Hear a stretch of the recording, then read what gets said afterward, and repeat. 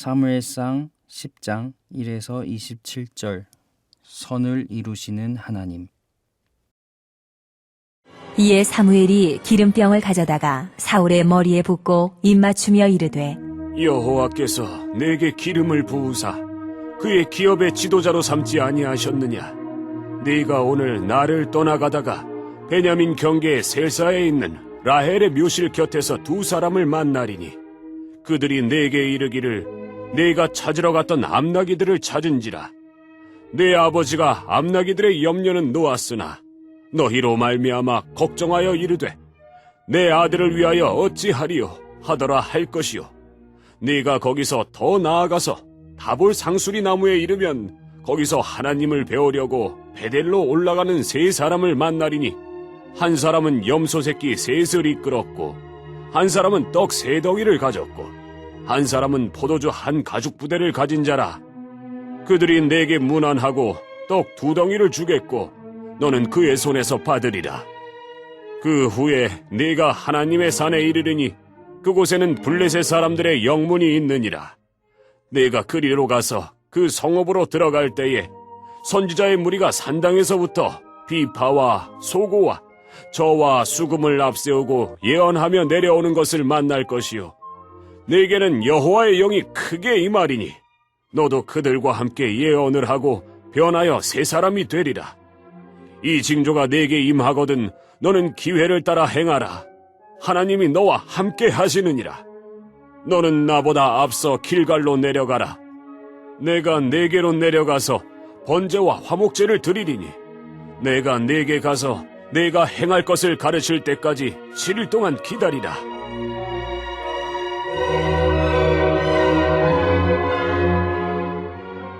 그가 사무엘에게서 떠나려고 몸을 돌이킬 때에 하나님이 새 마음을 주셨고 그날 그 징조도 다 응하니라. 그들이 산에 이를 때에 선지자의 무리가 그를 영접하고 하나님의 영이 사울에게 크게 임함으로 그가 그들 중에서 예언을 하니 전에 사울을 알던 모든 사람들이 사울이 선지자들과 함께 예언함을 보고 서로 이르되, 기스의 아들에게 무슨 일이 일어났느냐? 사울도 선지자들 중에 있느냐? 하고 그곳에 어떤 사람은 말하여 이르되, 그들의 아버지가 누구냐? 한지라. 그러므로 속담이 되어 이르되, 사울도 선지자들 중에 있느냐? 하더라. 사울이 예언하기를 마치고 산당으로 가니라. 사울의 숙부가 사울과 그의 사환에게 이르되, 너희가 어디로 갔더냐? 사울이 이르되, 암나기들을 찾다가 찾지 못하므로 사무엘에게 갔었나이다. 하니 사울의 숙부가 이르되, 청하노니 사무엘이 너희에게 이른 말을 내게 말하라. 하니라. 사울이 그의 숙부에게 말하되, 그가 암나기들을 찾았다고 우리에게 분명히 말하더이다. 하고 사무엘이 말하던 나라의 일은 말하지 아니하니라. 사무엘이 백성을 미스바로 불러 여호와 앞에 모으고 이스라엘 자손에게 이르되, 이스라엘 하나님 여호와께서 이같이 말씀하시기를 내가 이스라엘을 애굽에서 인도하여 내고 너희를 애굽인의 손과 너희를 압제하는 모든 나라의 손에서 건져내었느니라 하셨거늘 너희는 너희를 모든 재난과 고통 중에서 친히 구원하여 내신 너희의 하나님을 오늘 버리고 이르기를 우리 위에 왕을 세우라 하는도다. 그런즉 이제 너희의 지파대로 1000명씩 여호와 앞에 나아오라. 하고 사무엘이 이에 이스라엘 모든 지파를 가까이 오게 하였더니 베냐민 지파가 뽑혔고 베냐민 지파를 그들의 가족별로 가까이 오게 하였더니 마드리의 가족이 뽑혔고 그 중에서 기스의 아들 사울이 뽑혔으나 그를 찾아도 찾지 못한지라. 그러므로 그들이 또 여호와께 묻되, 그 사람이 여기 왔나이까? 여호와께서 대답하시되, 그가 진보다리들 사이에 숨었느니라. 하셨더라. 그들이 달려가서 거기서 그를 데려오매 그가 백성 중에 서니 다른 사람보다 어깨 위만큼 컸더라. 사무엘이 모든 백성에게 이르되, 너희는 여호와께서 택하신 자를 보느냐? 모든 백성 중에 짝할 리가 없느니라. 하니 모든 백성이 왕의 만세를 외쳐 부르니라.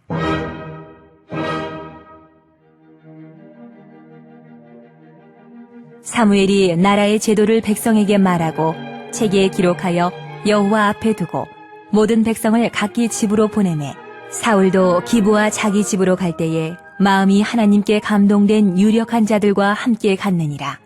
어떤 불량배는 이르되 이 사람이 어떻게 우리를 구원하겠느냐? 하고 멸시하며 예물을 바치지 아니하였으나 그는 잠잠하였더라.